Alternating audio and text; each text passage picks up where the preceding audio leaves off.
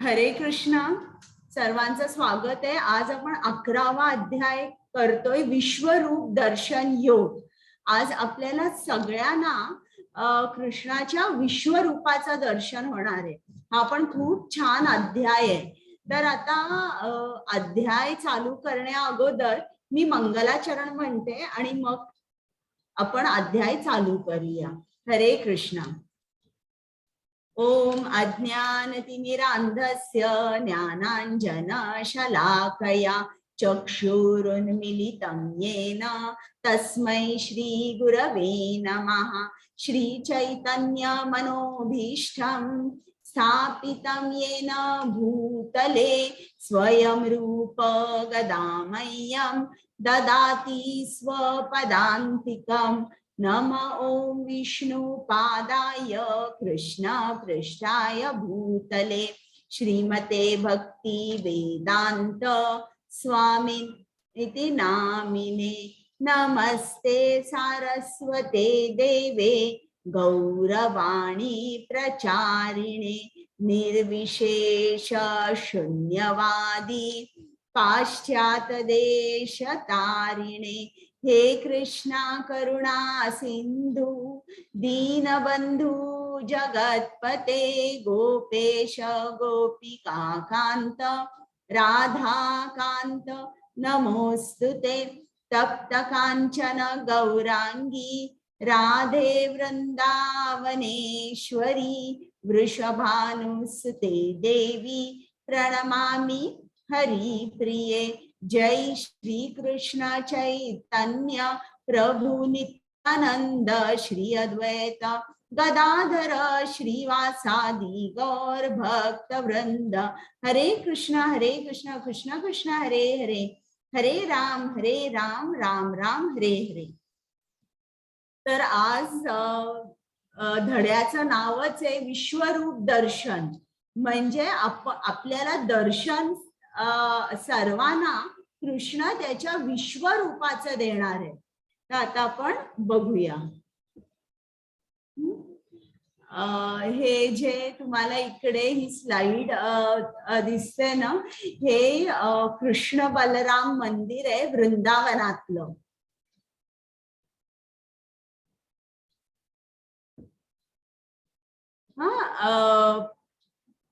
आपला अध्याय चालू करण्या अगोदर ज्यांच्या आनंदासाठी मी तुम्हाला गीता सांगते, ज्यांच्या आनंदासाठी तुम्ही गीता ऐकताय, त्या श्री राधा गोविंदांना इकडनंच मी साष्टांग नमस्कार करते. त्याचप्रमाणे कृपामूर्ती श्रील प्रभुपाद ज्यांनी आपल्यासाठी भगवद्गीता लिहिली आणि सोप्या शब्दात समजावून सांगितली, त्यांच्याशिवाय हा उपक्रम घडू शकला नसता. त्यांना सुद्धा माझा साष्टांग नमस्कार. त्याचप्रमाणे नामानिष्ठ प्रभूजी ज्यांनी हा उपक्रम चालू केला, प्रेमा माताजी ज्यांनी हे स्लाइड्स तयार करण्यासाठी खूप मदत केली आहे, त्या दोघांना आणि त्याचबरोबर माझे जे कोहोस्ट आहेत आणि जी मराठीची टीम आहे त्या सर्वांना मी मनापासून प्रणाम करते आणि आता चालू करते.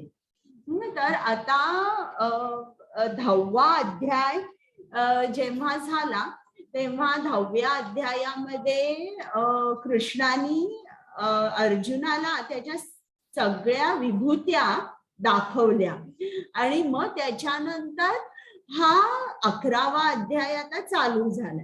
आता आपण बघूया प्रथमच अर्जुन काय म्हणतोय. कुमुद माताजी. हरे कृष्ण माताजी.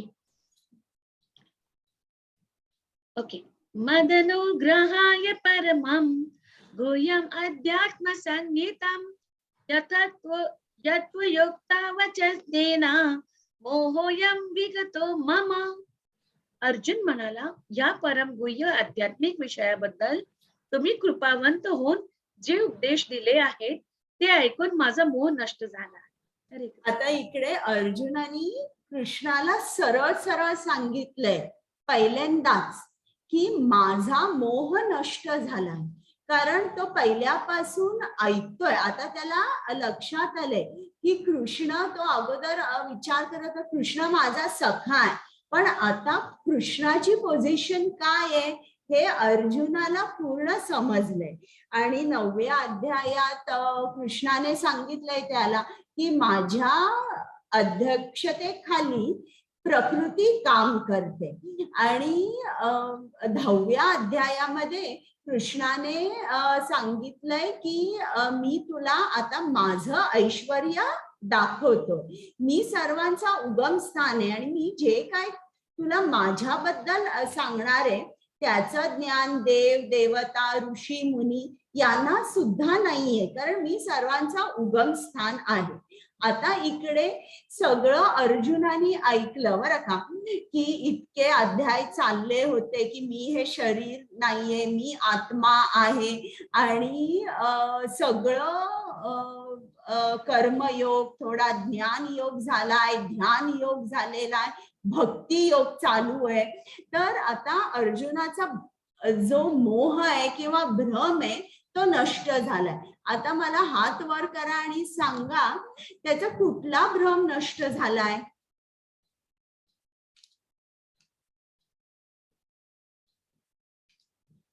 तुम्हाला अनम्यूट करता येतंय. हरे कृष्ण माताजी, मला सांगताय? हा सांगा कुमुद माताजी. नाही, प्रश्न काय आहे माताजी?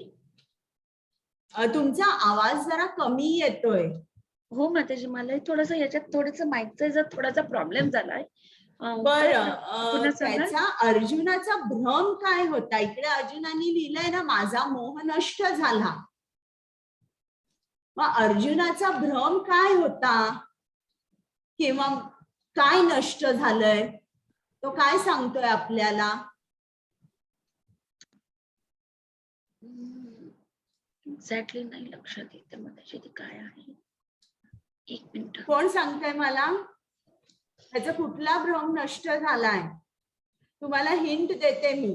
पहिल्या चॅप्टर मध्ये त्यांनी सांगितलं होतं ना मला युद्ध करायचं नाहीये का, कारण तो भ्रमित होता आणि भ्रमित असल्यामुळे त्यांनी 5 कारणं दिली होती. मी युद्ध करणार नाही, तो त्याचा भ्रम होता. हो हो हो. कोण सांगेल आता मला काय भ्रम होता अर्जुनाचा? करुणा, पारिवारिक करुणा, पारिवारिक परंपरा, काय दुसरं वर्णसंकर, प्रजाची उत्पत्ती, आपल्या स्वतःचा नाश, पाप आणि आनंद नाही. आनंद नाही. हा एवढं. तर ही 5 कारणं होती बरं का, की अर्जुन भ्रमित होता. आता त्याचा जो भ्रम आहे हा पूर्ण नष्ट झाला. कृष्णाने अर्जुनाला सांगितलं ना की आनंद नाही असं नाहीये, दोन्हीत तुला आनंदच आहे आणि तू पाप कर्म करत नाहीयेस कारण तू माझी ऑर्डर फॉलो करतोयस, किंवा तू असमंजस आहे. पण का असमंजस आहे? कारण तुझी जी बुद्धी आहे ती बहुशाखा झालेली आहे. तू एक गोल मनामध्ये ठरव आणि त्याच्यावर फोकस कर.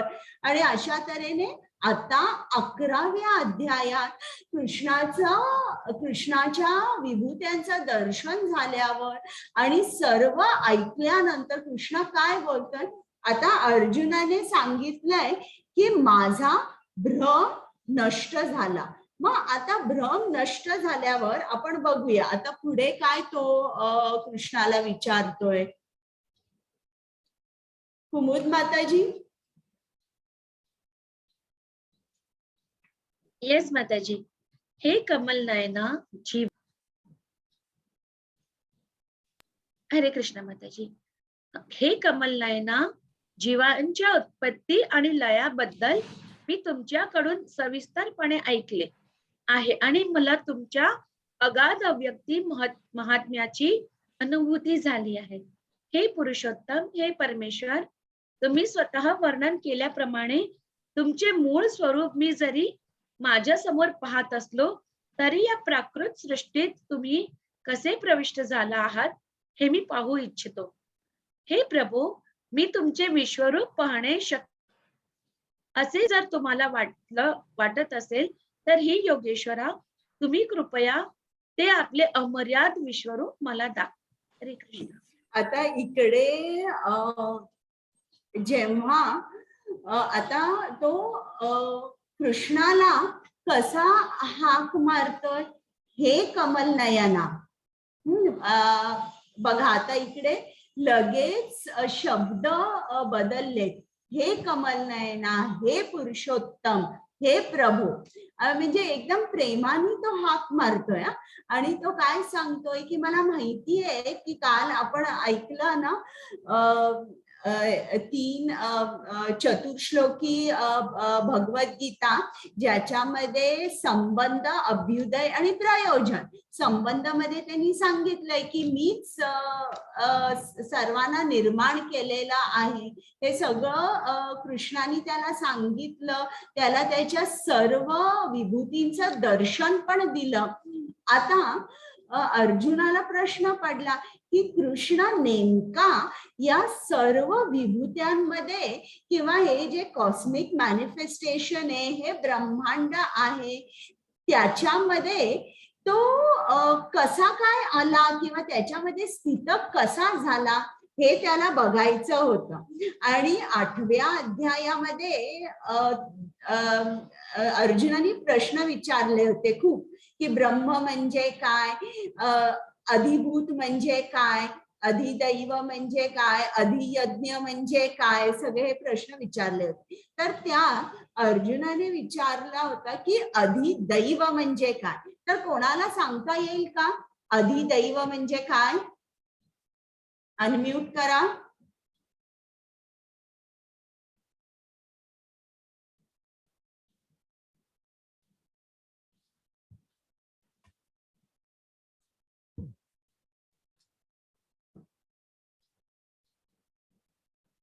कोण? हा सांगा सरला माताजी, अनम्यूट करा. करता येत आहे ना अनम्यूट सरला माताजी? मला वाटतं त्यांचा हँग झालाय. आणि कोणाला सांगायचं आहे अधिदैव म्हणजे काय? कोण सांगेल? बरं, मग मी सांगते. अधिदैव म्हणजे कृष्णाचं विराट रूप, ज्यात सर्व देवदेवतांचा समावेश आहे. सरला माताजी बोला. विराट रूप म्हणजे तुम्ही अधिदैव म्हटलं ना, विराट रूप ज्याच्यामध्ये देवतांचा समावेश असतो. बरोबर. तर आता ते रूप कृष्णाला, अर्जुनाला बघायचं होतं. म्हणजे कधीतरी आपण कोणाकडून ऐकतो ना कुठल्या तरी सिनेमा बद्दल, आणि मग आपल्याला सुद्धा वाटतं चला चला आपण जाऊन बघूया. त्याचप्रमाणे हे अधिदैवाचं 8व्या अध्यायात सांगितलं होतं. मग त्याच्यानंतर 10व्या अध्यायामध्ये सर्व विभूती अर्जुनाने बघितल्या. आणि आता त्याला इच्छा झाली की अधिदैव म्हणजे काय आणि तू कसा काय या ब्रह्मांडामध्ये शिरलास, कसं आहे हे मला सगळं बघायचंय. पण आता जेव्हा आपण प्रार्थना करतो, आता शेवटी मी तुम्हाला सांगेन की अर्जुनाने कशी प्रार्थना केलेली आहे आणि आपण सुद्धा तशीच केली पाहिजे, की हे प्रभू, मी तुमचे विश्वरूप जर तुम्हाला वाटत असेल तर तुम्ही मला तुमचे अमर्याद विश्वरूप दाखवा. म्हणजे अर्जुनाला बघायचंय, पण तो कृष्णाला सांगतोय जर तुमची इच्छा असेल तर आपलं सुद्धा मागणं जे काय असेल कृष्णाकडे असं पाहिजे. कृष्णा, तू आमचा निर्माता आहेस, आम्ही सबऑर्डिनेट आहोत. जर मला ही गोष्ट हवी आहे, पण जर तुझी इच्छा असेल तरच तू मला ती प्रदान कर. हे असं आपलं मागणं पाहिजे. म्हणजे आपल्याला इकडे काय लक्षात येतं की असं नाहीये की आता मी जॉब करते, त्याच्यानंतर मी रोज मंदिरात जाते, मी रोज कृष्णाची सेवा करते. म्हणजे काय, कृष्णाचं दर्शन घेण्यासाठी मी काही तिकीट काढलेलं नाहीये. ज्याप्रमाणे आपण सिनेमाचं तिकीट काढतो, म्हणजे आपला हक्क असतो जायचा सिनेमागृहामध्ये आणि तिकीट, आणि ते तिकीट काढलेलं असल्यामुळे आपण सिनेमा बघायचा. कृष्णाचं तसं नाही. आपण जप जरी केला आणि आपलं कितीही म्हणजे खूप सेवा जरी केली तरी कृष्ण हा पूर्ण इंडिपेंडेंट आहे. त्याची इच्छा असेल तरच आपल्याला त्याचं दर्शन होतं. मग त्याच्यानंतर मी तुम्हाला शेवटी वेळ असेल ना तर एक मोची आणि एक ब्राह्मण असतो त्यांची गोष्ट सांगीन, नंतर मला आठवण करा.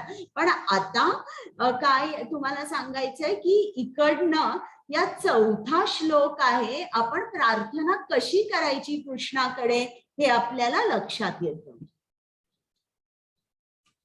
आता कुमुद माताजी. येस माताजी. श्री भगवान म्हणाले, हे अर्जुना, आता माझे ऐश्वर्य पहा, अलौकिक आणि नाना वर्णांनी अशी माझी सहस्त्रविध रूपे पहा. हे अर्जुना, तू जे जे काही पाहू इच्छितोस ते आता माझ्या या देहामध्ये पहा. तू आता जे काही पाहू इच्छितोस आणि भविष्यात तुला जे काही पाहायचे इच्छा असेल ते सर्व हे विश्वरूप प्रकट करू शकते. संपूर्ण चराचर या एकाच ठिकाणी आहेत, स्थित आहेत. परंतु तू तुझ्या वर्तमान नेत्रांनी मला पाहू शकणार नाहीस. म्हणून मी तुला दिव्य नेत्र प्रदान करतो. माझे योग ऐश्वर्य पहा. श्री कृष्ण. योग ऐश्वर्य पहा. हा, तर आता मला तुम्ही हात वर करा बरं का, आणि तुम्हाला काय वाटतं ते सांगा की अर्जुन का सांगतोय कृष्णाला की मला तुझं विश्वरूप बघायचंय, तू मला तुझं विश्वरूप दाखव, असं का सांगतोय? म्हणजे त्यातलं खरं कारण काय? एक कारण तर आहेच आहे की त्याला बघायची इच्छा झाली आहे, कारण त्यांनी विभूती दर्शन घेतल्यावर आणि जेव्हा कृष्णाने अधिदैव सांगितलं त्याला इच्छा झाली, हे तर आहे. पण तुम्हाला काय वाटतं खरं कारण काय आहे हे सांगण्या पाठीमागे? तुम्ही गेस करा, तुम्हाला काय वाटतं?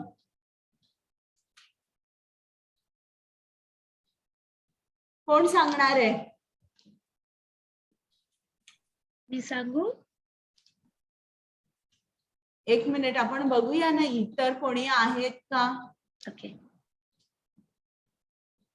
नाही कोणी सांगत आहे? कारण त्यांना वाटतं की सगळ्या सृष्टीचा करता करविता हे कृष्णच आहेत म्हणून.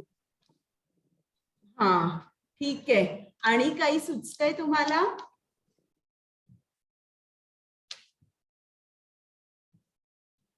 बरं, कुमुद माताजी बोला. येस माताजी. हे विश्वरूप दाखवण्याचं मुख्य प्रयोजन भगवंताचं आणि मुख्य अर्जुनाचं निवेदन होतं. पहिली गोष्ट तर कारण भविष्यामध्ये म्हणजे या कलिकाल युगामध्ये कुठलाही मनुष्य या असं स्वतःला परमेश्वर सिद्ध करण्याची असे सांगतो की मी परमेश्वर आहे, तर जे खरा भक्त आहे तो त्याला असं सांगू शकतो की जर तू परमेश्वर आहे तर चल तू माझं स्वतःचं विश्वरूप दर्शन दाखव. तर हे विश्वरूप दाखवण्याचं प्रयोजन भगवंताचं हे होतं की कोणी छद्मयोगी जो मनुष्य आहे, छद्मयोगी, तो कधी पण स्वतःला परमात्मा दाखवू शकतो. म्हणून त्यांनी सर्वांना साबित करण्यासाठी हे विश्वरूप दाखवलेलं आहे. थँक्यू कुमुद माताजी. बरं, आता मी सांगते. कृष्ण हा सुप्रीम आहे.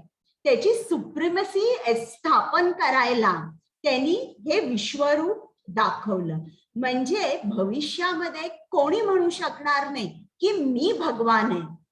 मग जर कोणी म्हटलं मी भगवान आहे, आपण म्हणू शकू की तू मला तुझं विश्वरूप दाखव म्हणून. आणि हे जे विश्वरूप आहे हे फक्त कृष्णाचंच आहे बरं का. दुसरं कोणीही देव देवता हे विश्वरूप दाखवू शकत नाही किंवा त्यांनी दाखवलेलंही नाहीये. तर हे जे विश्वरूप आहे हे फक्त कृष्णाला सीमित आहे का? कारण कृष्ण भगवान आहे. त्याच्यानंतर आणि एक कारण आहे, या विश्वरूपात अर्जुनाला दिसणार आहे की सगळी कौरव सेना आहे ती सर्व ठार झालेली आहे आणि अर्जुनाला उत्साह वाटणार आहे बरं का, की मी युद्ध छान जोमाने करीन असा त्याला उत्साह वाटणार आहे. म्हणून कृष्णाला अर्जुनाला थोडीशी एनकरेजमेंट द्यायची आहे, प्रोत्साहन द्यायचंय म्हणून सुद्धा कृष्ण दाखवतो बरं का. आणि एक कारण आहे की कृष्ण का दाखवतो की त्याला त्याचे जे भक्त असतात, जे तो भक्त वत्सल आहे, भक्त जे काय मागतात कृष्ण लगेच देतो. म्हणजे ही दोन कारण कृष्णाची होती की त्याला अर्जुनाला प्रोत्साहन द्यायचं होतं. बघ बघ ही सगळी कौरव सेना ठार झालेली आहे आणि तो भक्त वत्सल आहे, भक्त मागतो कृष्ण देतो. आणि अर्जुनाची दोन कारण काय होती की कृष्ण हा सुप्रीम आहे, कृष्ण हा एकटाच भगवान आहे, त्याची जी सुप्रीमसी आहे ती स्थापन करण्यासाठी अर्जुनाला असं वाटलं की त्यांनी विश्वरूप दाखवावं. आणि दुसरं कारण, भविष्यात जर कोणी म्हटलं मी भगवान आहे तर लोक म्हणतील तू भगवान आहेस, तुझं विश्वरूप दाखव. ही अर्जुनाची कारणं होती. तर आता आपण इकडे विश्वरूप दाखवण्या अगोदर इकडे कृष्ण त्याला सांगतोय की तुला विश्वरूपात काय काय दिसणार आहे.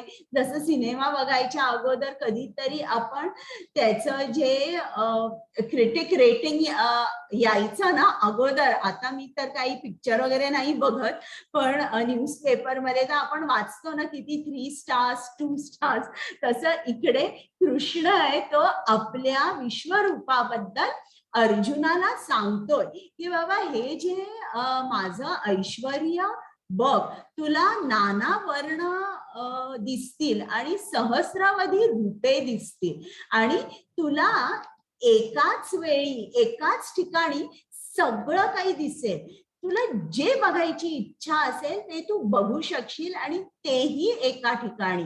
तर इकडे श्रील प्रभुपाद लिहितात की हे जे कृष्ण सांगतोय ना सगळी ब्रह्मांड तुला एका ठिकाणी दिसतील. असं कुठला तरी सायंटिस्ट त्याच्या सायन्सच्या डिस्कव्हरीने असं दाखवू शकलाय का? एकाच ठिकाणी सगळं काही असं दाखवू शकलेला नाही.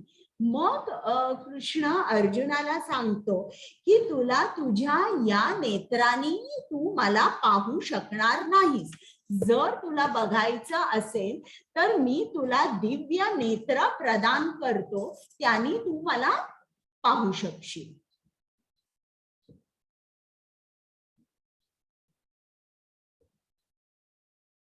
कुमुद माताजी. येस माताजी. संजय उवाच एवमुक्त्वा ततो राजन् महायोगेश्वरो हरिः दर्शयामास. माताजी हे पाती माझ्या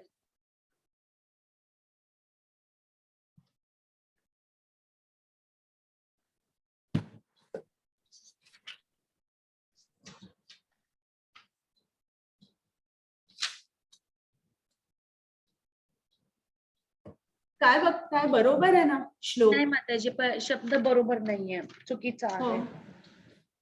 दर्शयामास पार्थाय परमं रूपम ऐश्वरम. माताजी ते पदार्थ लिहिले. हो, पार्थाय. मी इकडे लिहून देते, त्यांना हे सांगूया आपण करेक्शन. 11.9 म्हणाला, हे राजन, या प्रकारे बोलून महायोगेश्वर पुरुषोत्तम भगवंतांनी अर्जुनाला आपले विश्वरूप दाखवले.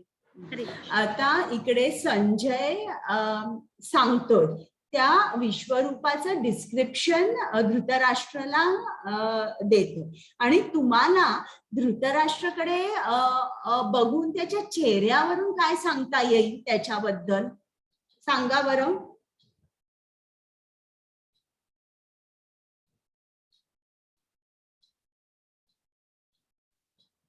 कोण सांगते? मनीषा माताजी.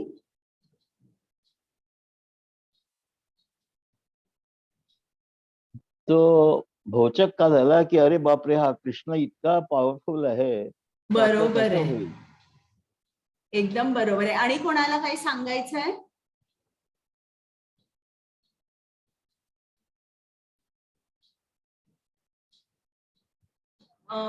बरं, ठीक आहे. तर इकडे आपल्याला काय लक्षात येत आहे की धृतराष्ट्र जो आहे तो घाबरलेला आहे आणि त्याला असं एक हे झालंय, म्हणजे त्याची कल्पना नव्हती की कृष्ण एवढा मोठा आहे.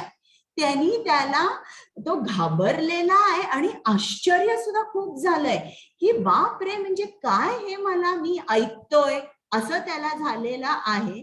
आणि घाबरलेला तर नक्कीच आहे, कारण जर आपल्याला कृष्णाकडे जायचं असेल तर आपलं चित्त कसं पाहिजे? शुद्ध पाहिजे. पण याच्या मनामध्ये काय आहे? धृतराष्ट्राच्या मनामध्ये कपट आहे. त्यांनी नेहमीच त्यांनी अधर्म केला आणि पांडवांना म्हणजे आपल्या आपल्या भावाच्या मुलांना त्यांनी खूप वाईट प्रमाणे त्यांनी म्हणजे न्याय दिलाच नाही त्यांना, पण खूप कपट तो खेळला त्यांच्या बरोबर. आणि या सर्व जेव्हा गोष्टी तुमच्या हृदयात असतात तेव्हा सहजच देव आपल्या समोर जरी प्रकट झाला तरी पहिल्यांदा भावना काय असते की आपण घाबरतो. तर त्याचप्रमाणे हा घाबरलेला आहे की हे काय सांगतोय हा संजय कृष्णाबद्दल, काय त्याचं रूप आहे. कुमुद माताजी.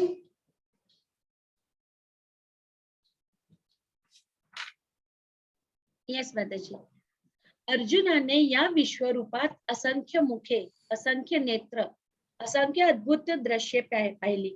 हे रूप अनेक अलौकिक अलंकारांनी विभूषित झालेले आणि अनेक दिव्य शस्त्रांनी सज्ज झालेले होते.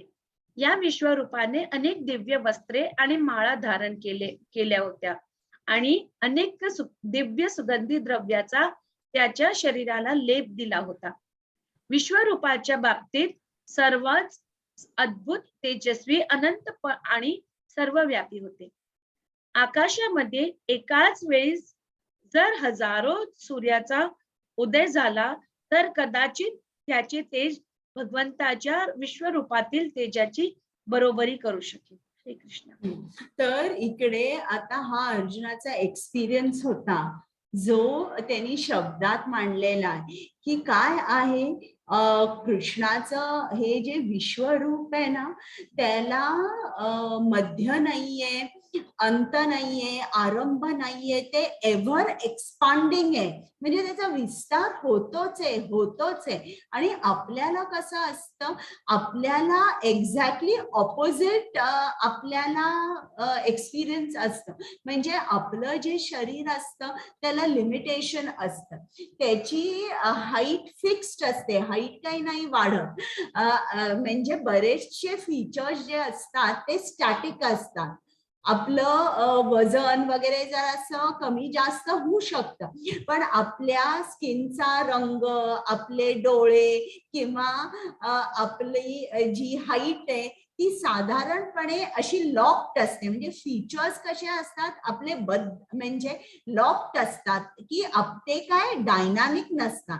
पण हे जे कृष्णाचं विश्वरूप होतं ते तर नाही, त्याचा विस्तार होतच चाललेला आहे. तर हे सुद्धा जे तत्व आहे ना त्याला अचिंत्य भेदाभेद तत्व म्हणतात. म्हणजे जे आपल्या चिंतनाच्या पलीकडे, आपण त्याचं चिंतन करू शकत नाही. आणि इकडे या स्लाइड मध्ये तुम्ही बघितलं ना तर कृष्ण बसलेला आहे, अर्जुन नमस्कार करतोय आणि कृष्णाच्या पाठीमागेच त्याचं पूर्ण विश्वरूप दिसतंय. आणि हे सांगत असताना विश्वरूपाबद्दल अर्जुन म्हणतोय की हजारो सूर्य जर एका वेळेला त्यांचा उदय झाला तरी देखील त्यांचं तेज कदाचित कदाचित हा शब्द वापरलेला आहे.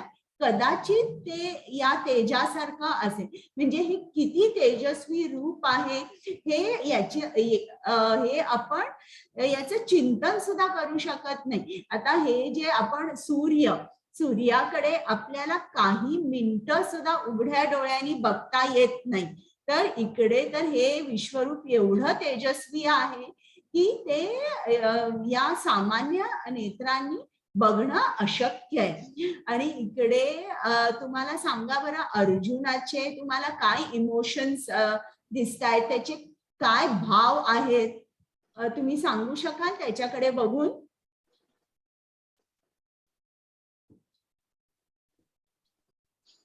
हात वर करा, तुम्हाला अनम्यूट करायला येतंय.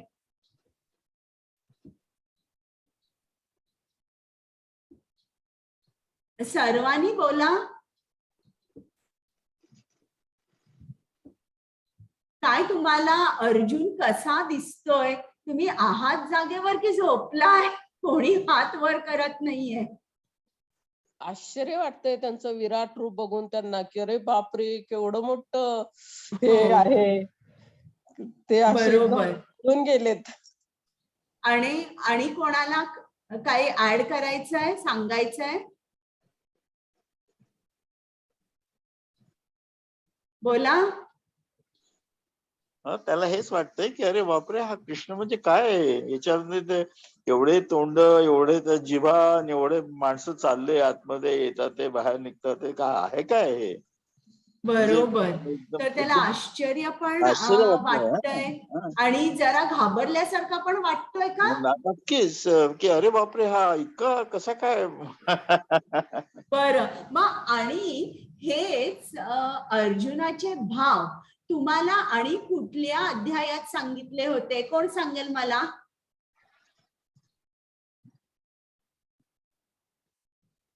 अर्जुनानी त्याचे भाव आणि कुठल्या अध्यायात एक्सप्रेस केले होते? मनीषा माताजी,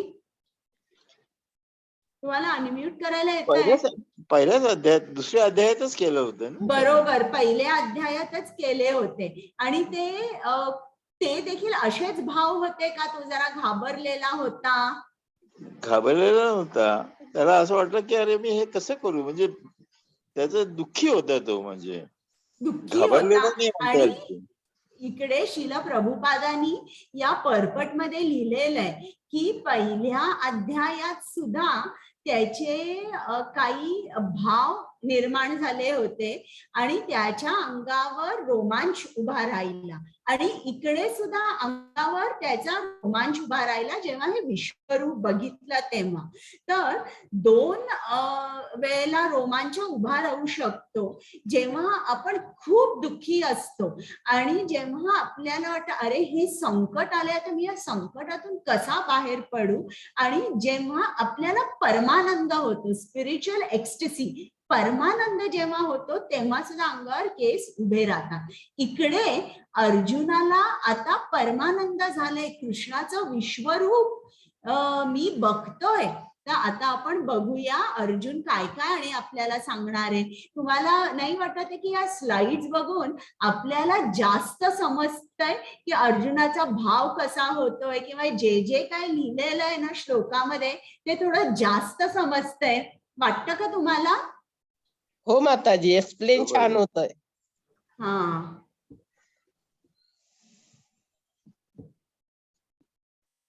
कुमुद माताजी. हरे कृष्ण. त्यावेळी अर्जुनाने भगवंताच्या विश्वरूपामध्ये एकाच ठिकाणी स्थित असलेली परंतु अनंत ग्रहामध्ये विभागलेली ब्रह्मांडाची विस्तृत रूपे पाहिली. हे कृष्ण.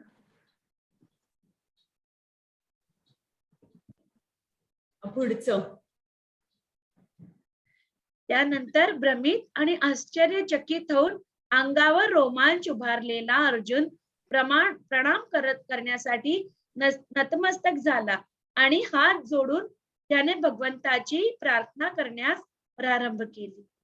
म्हणजे कृष्णाचे भक्त कसे असतात की त्यांना कृष्णाकडे जेव्हा कृष्ण लीला ऐकतात तेव्हा ते खरोखरच नतमस्तक होता. कृष्णाला नमस्कार करताना म्हणतात, कृष्णा खरंच तू केवढा ग्रेट आहेस असं म्हणतात. तर जो शुद्ध भक्त असतो तो, आणि ज्याप्रमाणे ज्यांच्या मनामध्ये कपट असतं, हृदयामध्ये अनर्थ असतात, अशी लोक जेव्हा हे विश्वरूप बघतील तेव्हा आता धृतराष्ट्र तो असा घाबरल्यासारख्या दिसत होता की संजय हे काय सांगतोय. हरे कृष्ण. आता अर्जुनाने प्रार्थना केली आहे. ही प्रार्थना त्यांनी जी केलेली आहे ती आता तुम्ही नीट ऐकायची आहे. आता थोडं त्यांनी विश्वरूप परत आणि सांगितलेलं आहे. अर्जुन म्हणाला, हे भगवान, हे कृष्ण, मी तुमच्या शरीरात एकत्रित झालेल्या सर्व देवतांना आणि इतर विविध जीवांना पाहतो. कमलासनावर बसलेल्या ब्रह्मदेवांना, तसेच भगवान शंकर, सर्व ऋषी आणि अलौकिक सर्पांना मी तुमच्या देहामध्ये पाहतो. 16वा श्लोक. हे विश्वेश्वर, हे विश्वरूप, तुमच्या देहामध्ये मी अमर्यादित आणि सर्वत्र पसरलेल्या असंख्य भुजा, उदरे, मुख आणि नेत्रांना पाहतो आहे. तुमच्यामध्ये मला आदी, मध्य आणि अंत काहीच दिसत नाही. 17 श्लोक. तुमचे रूप अत्यंत तेजपुंज असल्याने ते पाहणे कठीण आहे. हे तेज प्रज्वलित अग्नी किंवा सूर्याच्या अपरिमित तेजाप्रमाणे सर्वत्र व्यापलेले आहे.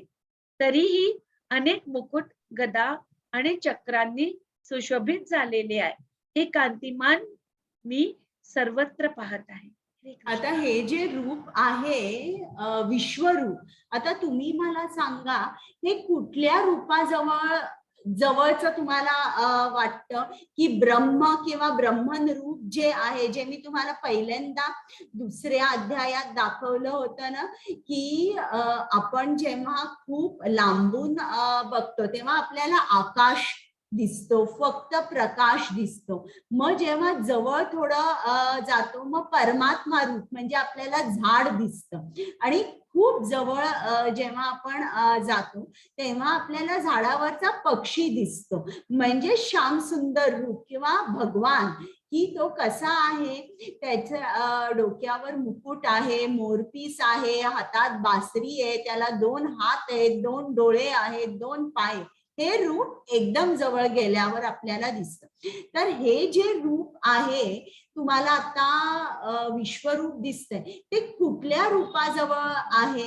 ब्रह्मरूपाजवळ आहे की श्याम सुंदर रूपाच्या जवळ आहे? तुम्हाला काय वाटतं मनीषा माताजी?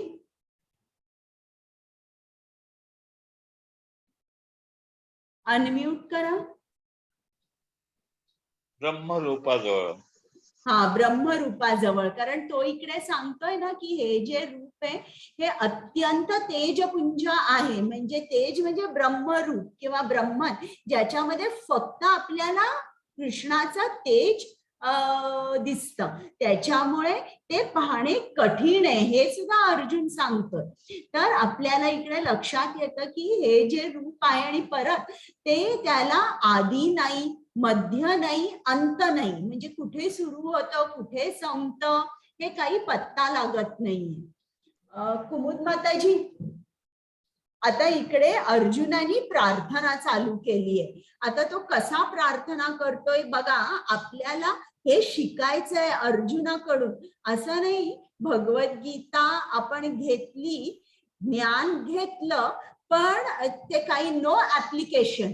किती आपल्याला ऍप्लिकेशन चालू करायला, किती साध्या गोष्टी घरात बसून आपल्याला अप्लाय करता येतात.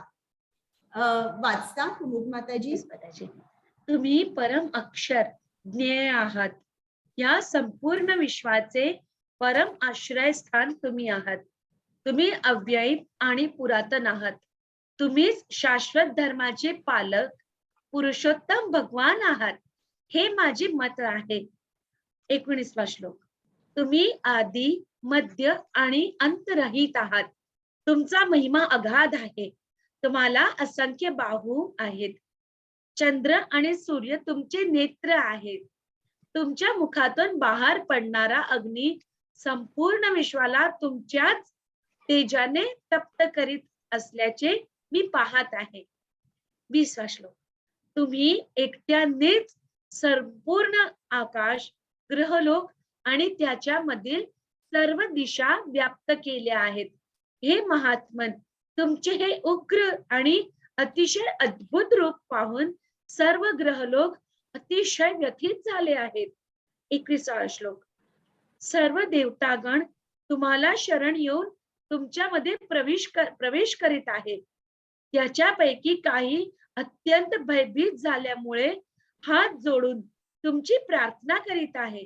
महर्षीगण आणि सिद्धगण स्वस्ती, शांती असे म्हणून वैदिक स्तोत्रांनी गायन करून तुमची स्तुती करत आहे. 22वा श्लोक. रुद्रगण, आदित्यगण, वसुगण, साध्यगण, विश्वेदेव, अश्विनी कुमार, मरुदगण, पितृगण, गंधर्व, यक्षगण, असुर आणि सिद्ध देवता विस्मित होऊन तुम्हाला पाहत आहे. हरे कृष्ण. आता इकडे हे जे आहे ना, ही कृष्णाची स्तुती आहे. अर्जुनाला खूप आश्चर्य झालंय आणि मग त्यांनी ही स्तुती केली आहे. अशा तऱ्हेने आपण सुद्धा कृष्णाची स्तुती करायची. आपल्याला सुद्धा डायरेक्ट काय करायचंय, कॉपी पेस्ट करायचंय. आपण जेव्हा प्रार्थना करतो ना, तेव्हा हे तुम्ही भगवद्गीतेचे श्लोक लक्षात ठेवा. 18, 19, 20 लक्षात ठेवा. तर आता इकडे श्रील प्रभुपाद लिहितात की पूर्ण आकाशात किंवा ब्रह्मांडात अशी कुठेच जागा नव्हती जिकडे कृष्ण नव्हता. जिकडे अर्जुन बघतोय त्याला कृष्णाचं विश्वरूप दिसत होतं. आणि त्याचप्रमाणे सगळे जे देव देवता आहेत तिकडे नावं पण दिलेली आहेत. रुद्रगण, गंधर्व वगैरे, अश्विनी कुमार, असुर पण, हे सगळे कृष्णाला बघत होते. म्हणजे आपल्याला एक लक्षात येतं की फक्त अर्जुनाला ते विश्वरूप दिसत नव्हतं, तर काही असुरी होते, काही देवता सुद्धा आकाशात आलेले होते. आणि ते इकडे त्यांनी दिलेलं आहे की ते देवता हे भयभीत झाले होते. आणि जेव्हा आपण भयभीत होतो तेव्हा म्हणजे भक्त भयभीत होतो तेव्हा ते काय करायला लागतात, कृष्णाची प्रार्थना करायला लागतात. तर ते कृष्णाजवळ जाऊन त्याची प्रार्थना करतात. पण तेच जे असुर आहेत, असुर हे विश्वरूप बघून खूप घाबरले आणि ते पळून जात आहे. तर आपल्याला इकडे लक्षात येतं की अर्जुन काय सांगतोय की तो फक्त विश्वरूप बघत नाहीये, पण जे कृष्णाचं विश्वरूप बघताय त्यांच्या भावनांची नोंद अर्जुन घेतोय की ते काय करतात, भयभीत झाले. मग भयभीत झालेत म्हणून ते हात जोडून प्रार्थना करतात. आता अर्जुन सांगणार आहे की त्याला काय वाटतंय. कुमुद माताजी.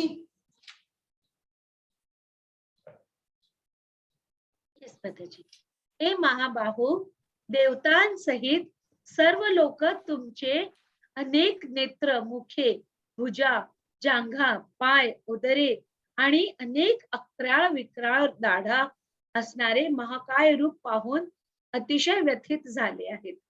आणि त्यांच्याप्रमाणेच मी सुद्धा व्यथित झालो आहे. 24वा श्लोक.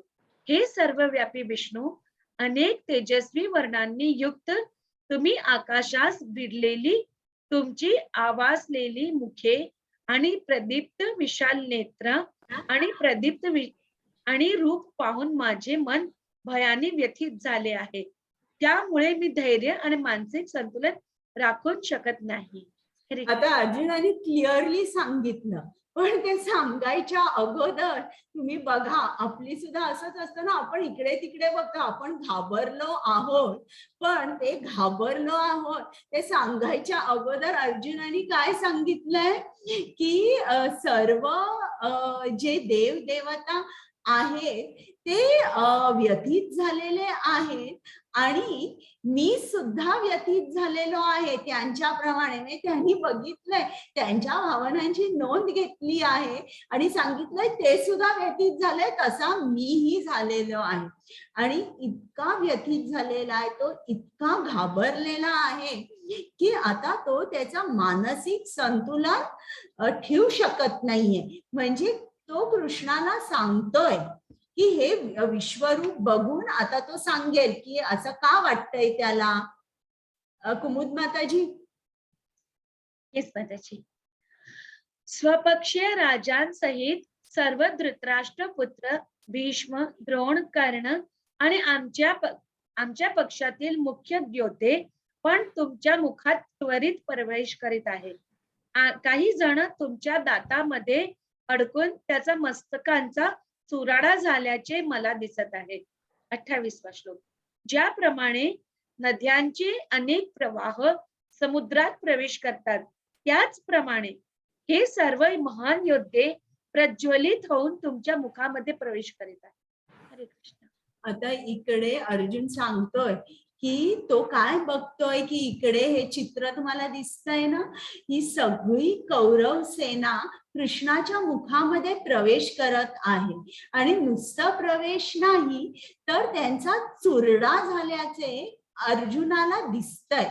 तर हे बघून अर्जुन चा मानसिक संतुलन राहू शकत नाहीये. आता पुढे ऐकूया.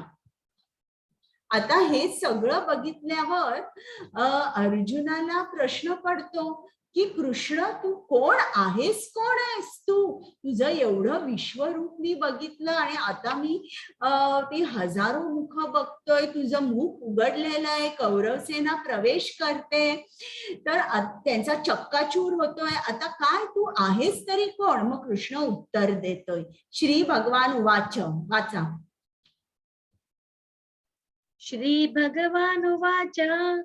कालोऽस्मि लोका क्षयकृत् प्रवृद्धः लोकान् समाहर्तुम् इह प्रवृत्तः वृत्तेऽपि त्वां न भविष्यन्ति सर्वे येव स्थिता प्रत्यनीकेषु योधाः.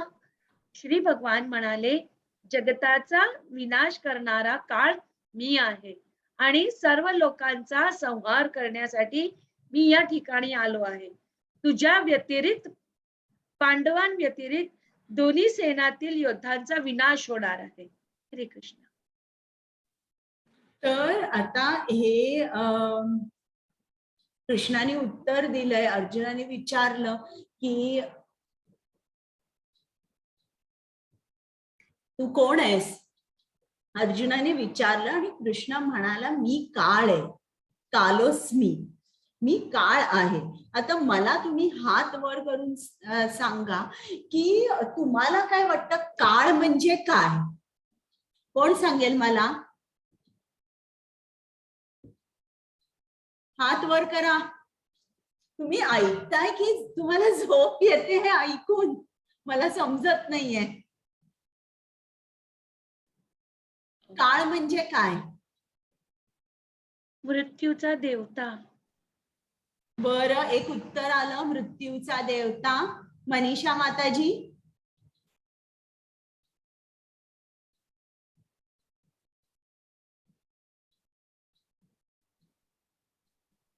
अनम्यूट करा. अनम्यूट करता येत नाही. करता येते तुम्हाला अनम्यूट. बोला, काळ म्हणजे काय? काळ म्हणजे सांगितलं प्राण घेणारा, सगळं सर्व नाश करणारा, संपूर्ण नाश करणारा. बरं, बरोबर आहे. आणि कोणाला सांगायचं आहे? कालभैरव म्हणजे शंकराचं रूप. बरं. आणि कोणाला काही बोलायचंय का? काळ म्हणजे काय? बरं, चालेल. तर काळ म्हणजे काय? काळ हे श्रीमद भागवतम मध्ये 3ऱ्या स्कंदामध्ये दिलेलं आहे. आपल्याला जनरली काळ म्हणजे काय वाटतं? जसं कुमुद माताजी म्हणाल्या, मृत्यूचा देवता किंवा वेळ किंवा तुम्ही आता म्हटलं काळ भैरव म्हणजे जो येऊन सगळा नाश करतो. तर अशा तऱ्हेने आपलं साधारणपणे आपली कल्पना असते काळाबद्दल. पण काळ म्हणजे जे आपण घड्याळात बघतो ते नाही. काळचा जो ओरिजिन आहे म्हणजे आरंभस्थान जे आहे ते म्हणजे सुदर्शन चक्र. तर काळ हा कृष्णाचा खूप मोठा भक्त आहे आणि तो काळ जो आहे त्याचं मंथन होतं आणि मग तो मोशन मध्ये जातो. आणि जेव्हा तो म्हणजे जेव्हा तो गतिमान होतो तेव्हा तो काय करतो, काही गोष्टी क्रिएट करतो, काही गोष्टी डिस्ट्रॉय करतो. म्हणजे काहींची उत्पत्ती होते, काहींचा नाश होतो. तर आपण जे काही करतोय ते काळाच्या हाताखाली करतो. म्हणजे एक ठराविक काळ असतो आणि काळ कसा असतो तो खूप खूप पॉवरफुल असतो. आता जर तुम्ही बघितलं तर काही जण कृष्णाचे भक्त असतात, काही जण कृष्णाचे भक्त नसतात. जे कृष्णाचे भक्त नसतात त्यांना काय करतो काळ, त्यांना पूर्ण त्यांचा सर्वनाश करतो. जर तुम्ही बघितलं असेल ना तर आता काही जण खूप त्यांचा बिझनेस चालतो, खूप मोठा असतो. पहिलं जनरेशन असतं ते खूप अगदी कष्ट करून मोठा बिझनेस उभं करतं. दुसरं जनरेशन ते पुढे नेतं, तिसरं जनरेशन ही थोडं पुढे नेतं. पण बऱ्याचदा जिकडे जे भक्त नाहीये त्यांचं तिसऱ्या जनरेशन नंतर हळूहळू बिझनेस कमी होतो. तर काळ कसा असतो, जे अभक्त असतात त्यांचा तो सर्वनाश करतो. तो येतो आणि सर्व काही जे कमावलेला आहे ते अभक्तांकडे तो सगळं घेऊन जातो. पण भक्तांकडे काळ कसा असतो याच्या उलट असतो. तो कसा असतो काळ भक्तांसाठी थांबतो, तो भक्तांसाठी जरासा स्ट्रेच होतो. म्हणजे इंग्लिशमध्ये म्हण आहे ना, time and tide waits for no man, अशी म्हण आहे. पण जो भक्त असतो त्याच्यासाठी काळ थांबतो. हे तुम्हाला कधी लक्षात येईल जेव्हा तुम्ही जप करायला लागाल श्रील प्रभुपादांनी सांगितल्याप्रमाणे. तर असं होईल तुम्हाला कधीतरी की अरे माझ्या आज माळा पूर्ण नाही होत आहेत आणि माझं आज शेड्यूल खूप टाईट आहे. पण तरी तुमच्या लक्षात येईल की तुमचा आता दिवस पूर्ण संपलेला आहे, झोपायची वेळ आहे, पण तरी देखील तुमचा जप पूर्ण झाला, व्यवस्थित झाला आणि तुम्हाला झोप नाही आली जप करता करता. मग हे काय आहे इकडे लक्षात घ्या की हा जो काळ आहे हा कुठेतरी तुमच्यासाठी थांबलेला आहे तुमचा जप होईपर्यंत. तो अभक्तांकडे, तो अभक्तांना मदत करतो, अभक्तांना मदत करतो. तर हे जे आहे मॅडम तुमचा चेहरा दिसत नाहीये. काय दिसत नाहीये? तुमचा चेहरा दिसत नाहीये इथे. उगीच हे दिसून राहिले नुसते ठोकळे चार. मला नाही, माझा चेहरा इतरांना दिसतोय का? हो माताजी दिसतोय. पहिलं दिसत होतं, आता काय झालं मला माहित नाही. हो माताजी. माताजी तुमचा दिसतोय. हा बरं चालेल. तुम्ही तुमचे सेटिंग्स बघा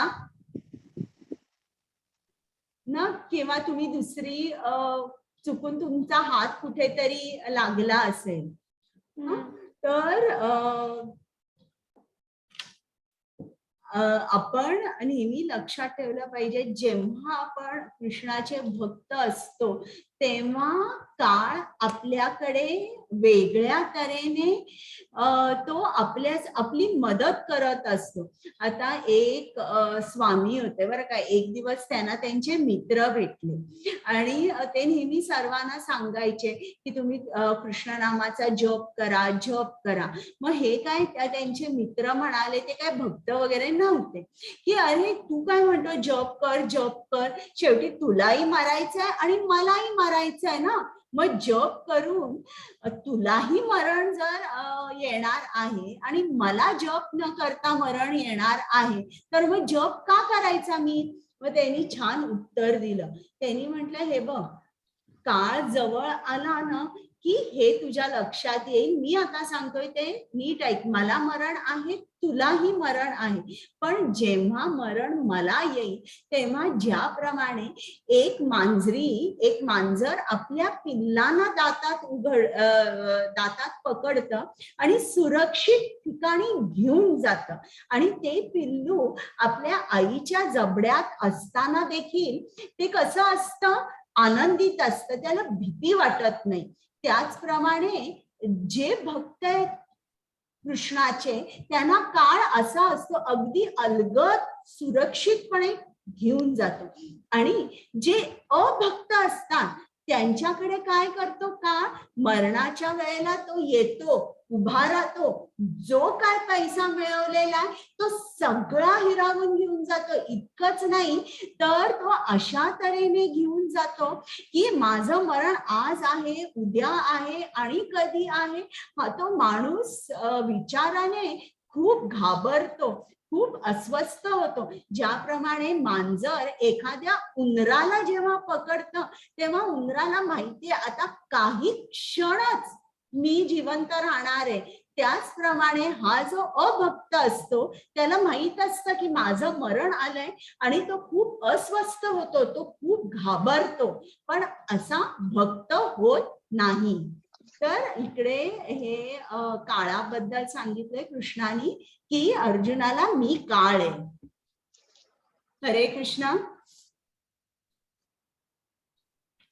हरे कृष्ण. तस्मात् त्वमुत्तिष्ठ यशो लभस्व जित्वा शत्रून् भुक्ष्व राज्यं समृद्धं मयैवेते निहता पूर्वम् एव निमित्तमात्रं भव सव्यसाचिन्. म्हणून उठ, युद्धास तयार हो आणि यश प्राप्ती कर.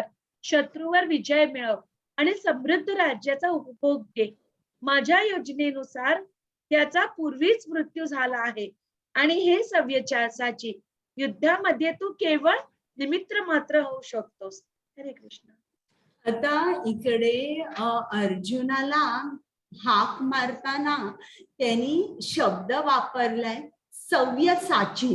तर सव्यसाची याचा अर्थ म्हणजे की जो दोन्ही हातांनी धनुष्यबाण चालवू शकतो तितक्याच कुशलतेने, तितक्याच स्किलफुली, म्हणजे उजव्या हाताने सुद्धा डाव्या हाताने सुद्धा. तर असा हा अर्जुन एवढा मोठा योद्धा होता की कृष्ण त्याला म्हणतोय सव्यसाची.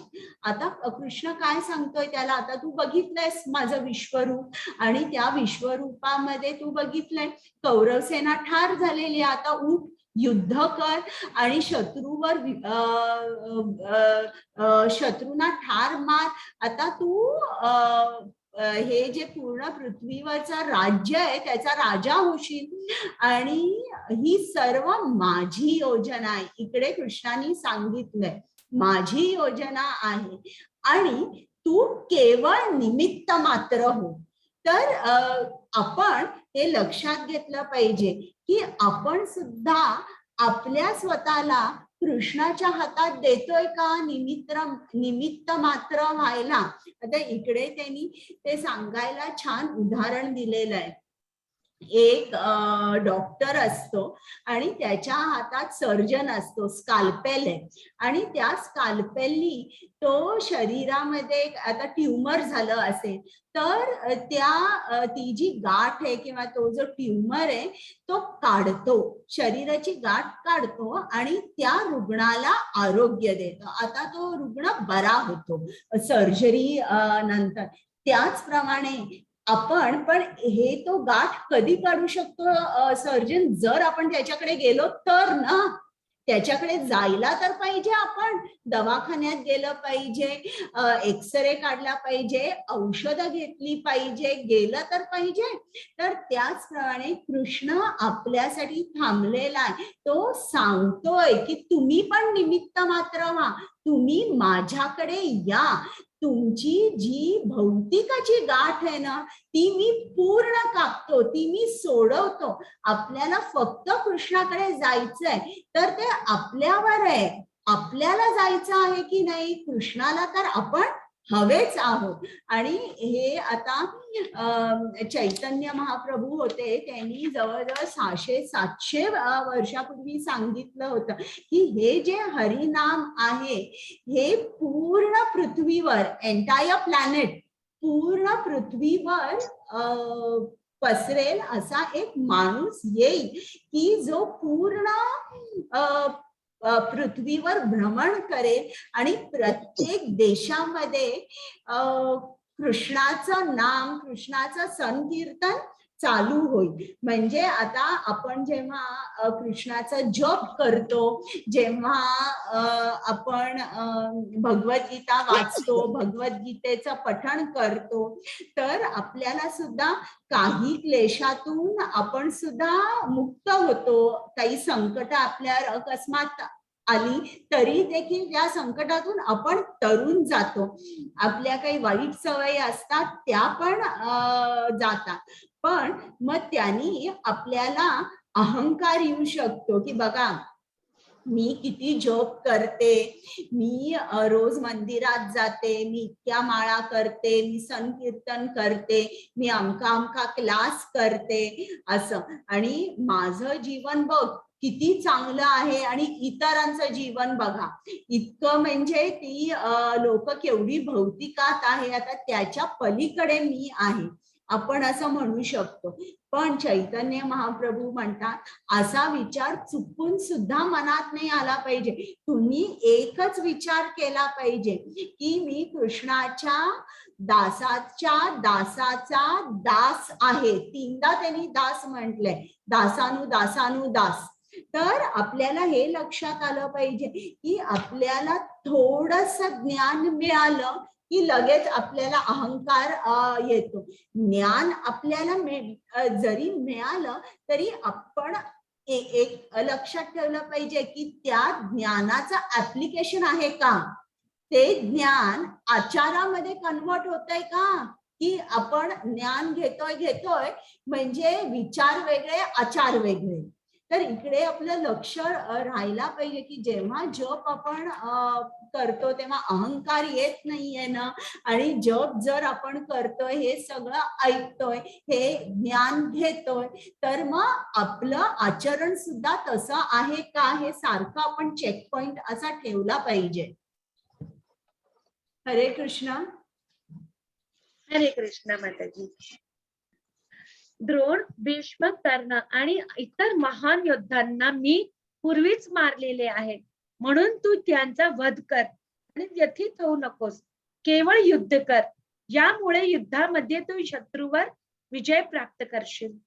म्हणजे आता कृष्ण सांगतोय तू व्यथित होऊ नकोस, ही माझीच योजना आहे की सर्वांना मी मारायचा अगोदरच ठरवलंय. तू शत्रूवर विजय प्राप्त कर, बाकी तू कसला विचार करू नकोस.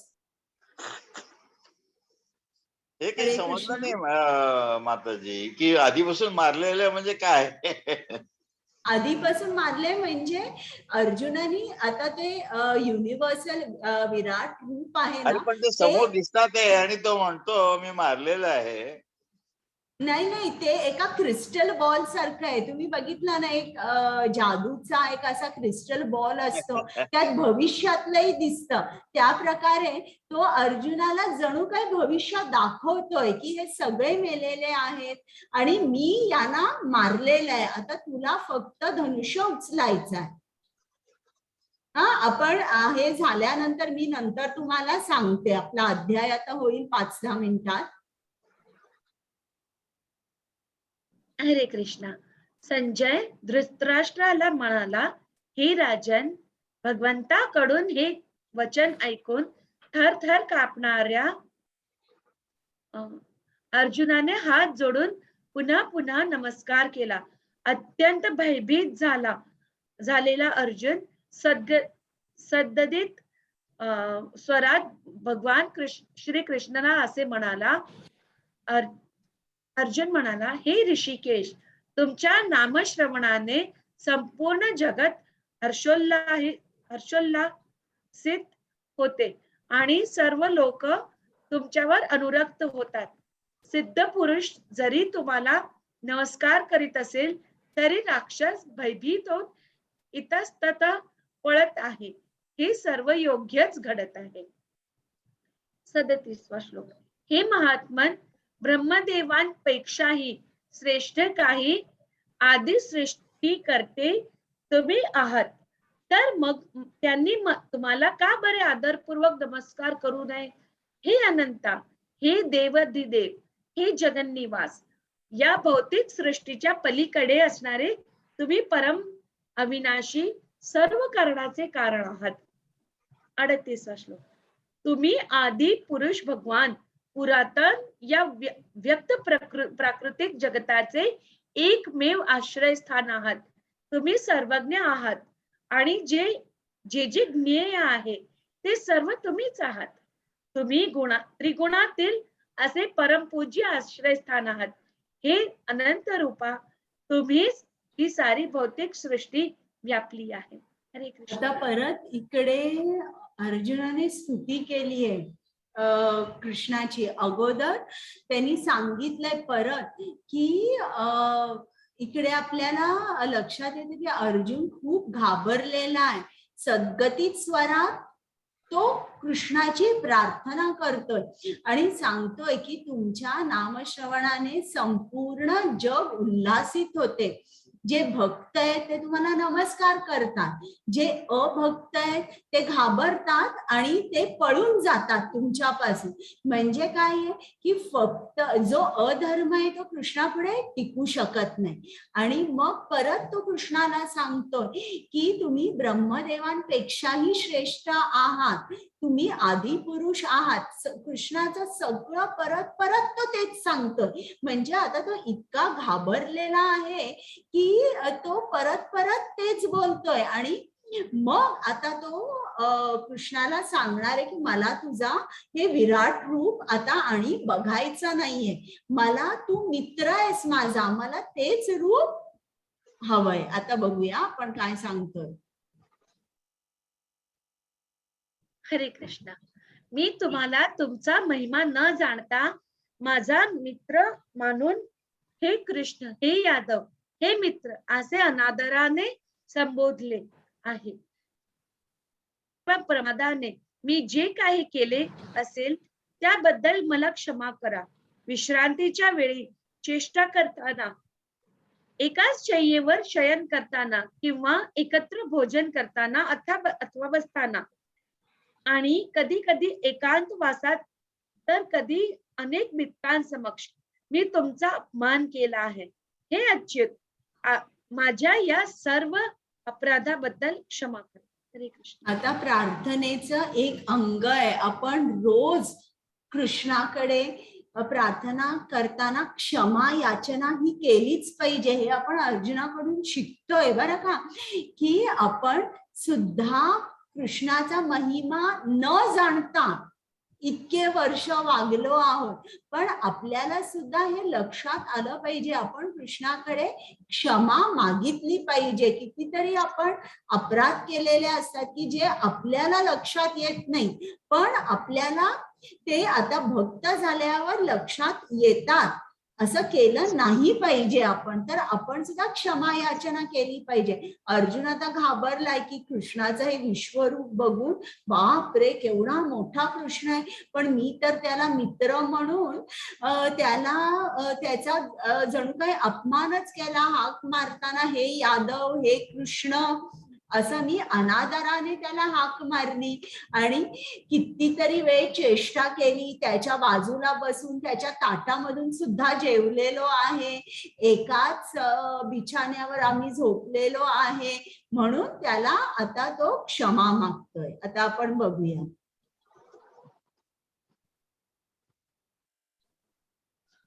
पूर्वी मी कधीही न पाहिलेले विश्वरूप पाहिल्यानंतर आनंदित झालो आहे, परंतु त्याच बरोबर भयाने माझे मन व्याकुळ झाले आहे.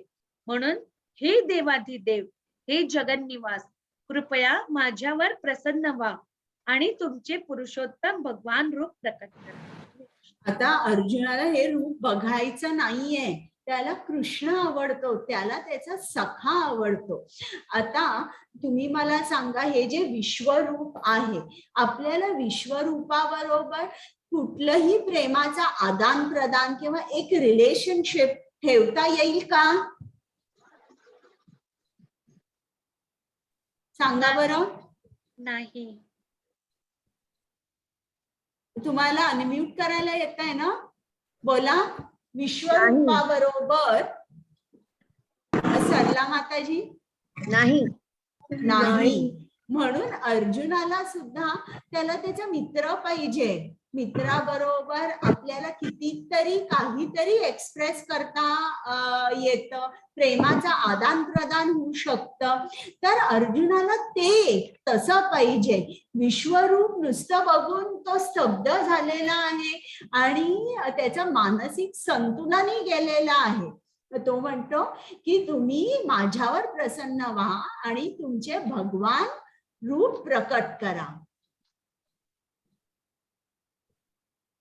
हरे कृष्णा. हरे कृष्णा. श्री भगवान म्हणाले, हे अर्जुन, मी तुझ्यावर प्रसन्न होऊन माझ्या अंतरंग शक्तीद्वारे या प्राकृत जगतातच हे परमेश्वर श्रेष्ठ विश्वरूप तुला दाखवले. तुझ्या वाचून पूर्वी कोणीच हे अनंत तेजोमय आणि आद्य रूप पाहिलेले नाही. हे कुरुप्रवीर, तुझ्या पूर्वी माझे हे विश्वरूप कोणीही पाहिले नव्हते. कारण वेदाध्ययनाने, यज्ञाने, दानाने, पुण्यकर्माने किंवा उग्र तप करणाऱ्यांना मला विराट रूपात या भौतिक जगतामध्ये पाहणे शक्य नाही. माझे हे भयंकर रूप पाहून तू व्यथित आणि भ्रमित झाला आहेस. आता हे रूप मी समाप्त करतो. हे मदभक्ता, सर्व क्लेशातून मुक्त हो.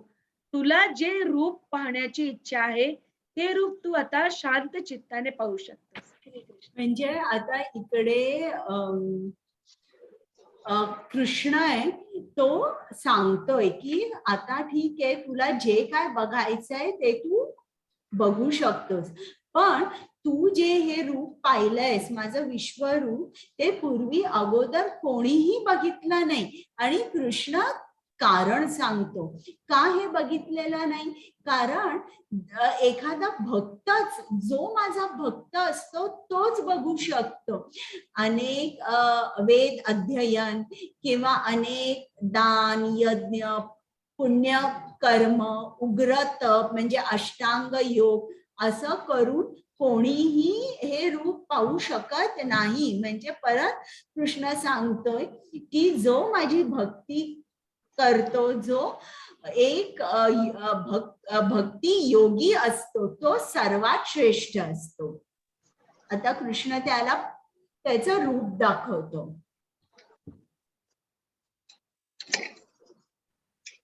हरे कृष्ण. हरे कृष्ण. संजय धृतराष्ट्राला म्हणाला, भगवान श्रीकृष्णाने याप्रमाणे बोलून अर्जुनाला आपले मूळ चतुर्भुज रूप आणि शेवटी द्विभुज रूप प्रकट केले आणि भयभीत अर्जुनाला धीर दिला. हरे कृष्ण.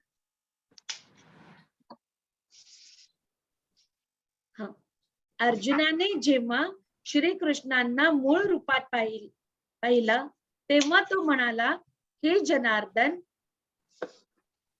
हे अतीव सुंदर मनुष्य रूप पाहून मी आता शांत चित्त झालो आहे आणि मी आपल्या पूर्वस्थितीत आलो आहे. हे श्री भगवान म्हणाले, हे अर्जुना, आता तू माझे जे रूप पाहत आहेस त्याचे दर्शन होणे अतिशय दुष्कर आहे. देवता सुद्धा हे मधुर रूप पाहण्याची संधी प्राप्त करण्याचा नित्य प्रयत्नात असतात. हे अर्जुना, मी जसा तुझ्या समोर उभा आहे तसे मला केवळ अनन्य भक्ती योगानेच जाणणे शक्य आहे आणि या प्रकारे मला साक्षात पाहता येते. केवळ याच मार्गाने तू माझ्या रहस्यमय तत्वात प्रवेश करू शकतोस. हरे कृष्ण. म्हणजे आपल्याला इकडे काय समजतं की हे कृष्णाने प्रथम चतुर्भुज रूप आणि मग त्याचं श्याम सुंदर किंवा द्विजभुज रूप प्रकट केले. आता अर्जुनाचा जीव भांड्यात पडला. जो घाबरला होता ना तो आता पूर्ण शांत झाला आणि आता त्याला समजलं की हा माझा मित्र आला माझ्या समोर. आता तो एकदम स्थिर झाला आणि हे कृष्णाने सांगितलंय की हे सुद्धा माझं जे तू रूप बघतोयस, श्याम सुंदर भगवान रूप, हे जे हे मधुर रूप जे बघतोयस, हे सुद्धा फक्त अनन्य भक्तीनेच शक्य आहे. इतर कोणीही मला त्याशिवाय भक्तीशिवाय पाहू शकत नाही. आता हे शेवटचे श्लोक आहेत. Yes, माताजी. हा श्लोक फक्त वाचाय, खालचं वाचलंय ना? नाही माताजी. श्लोक वाचा. माताजी हा श्लोक 54 नाहीये. 55 आहे का? नाही, हा तो मग? नाहीये, दुसरा आहे हा. एक second. नाही, बरोबर आहे. नाही, 54 मला माहितीये ना, 2 लाईन वाळा आहे. 55 आहे. माता प्रभूजी 55 आहे. बरं, पण आता हा वाचा. नाहीये. हो, वाच. हा.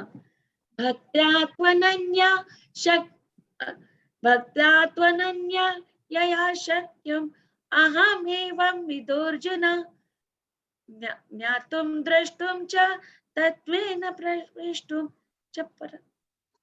एक मिनिट माताजी, हा तो कसा लिहिलेला आहे कळतच नाही. एक मिनिट. प्रवेष्टुमचं परंतप. एक मिनिट. हा. भक्त्यात्वनन्यया शक्या अहम एवं विदुर्जुन ज्ञातुं द्रष्टुं च तत्त्वेन प्रवेष्टुं च परन्तप. हे उभ्या स्टाईल मध्ये लिहिलंय. हे आपल्याला अर्जुना, इकडे तू जरा जसा तुझ्या समोर उभा आहे तसे मला केवळ अनन्य भक्ती योगानेच जाणणे शक्य आहे आणि या प्रकारे मला साक्षात पाहता येते. केवळ याच मार्गाने तू माझ्या रहस्यमय तत्वात प्रवेश करू शकतोस. म्हणजे जर कृष्णाकडे जायचं असेल तर आपल्याला फक्त भक्तीच घेऊन जाऊ शकते त्याच्याकडे. शेवटचा श्लोक. येस. मत कर्म कृन् मत परमाहा मद भक्त संग वर्जितः निर्वैर सर्वभूतेषु यस मामेति पांडवा. हे अर्जुना, जो सकाम कर्म आणि तर्कवाद्याच्या संघातून मुक्त होऊन माझ्या विशुद्ध भक्तीमध्ये संलग्न होतो, जो माझ्या प्रीत्यर्थ कर्म करतो, मला आपल्या जीवनाचे परम लक्ष्य मानतो आणि सर्व प्राणी मात्रांशी मित्रत्वाने वागतो, तो निश्चितपणे मला प्राप्त करतो. हरे कृष्ण. हरे कृष्ण. तर आता बघा इकडे काय कृष्णाने सांगितलंय, फक्त जॉब करून तुम्ही माझ्याकडे येऊ शकाल का? नाही. काही लोक म्हणतात बघा मी खूप माळा करतो पण काही माझी तेवढी प्रगती होत नाही.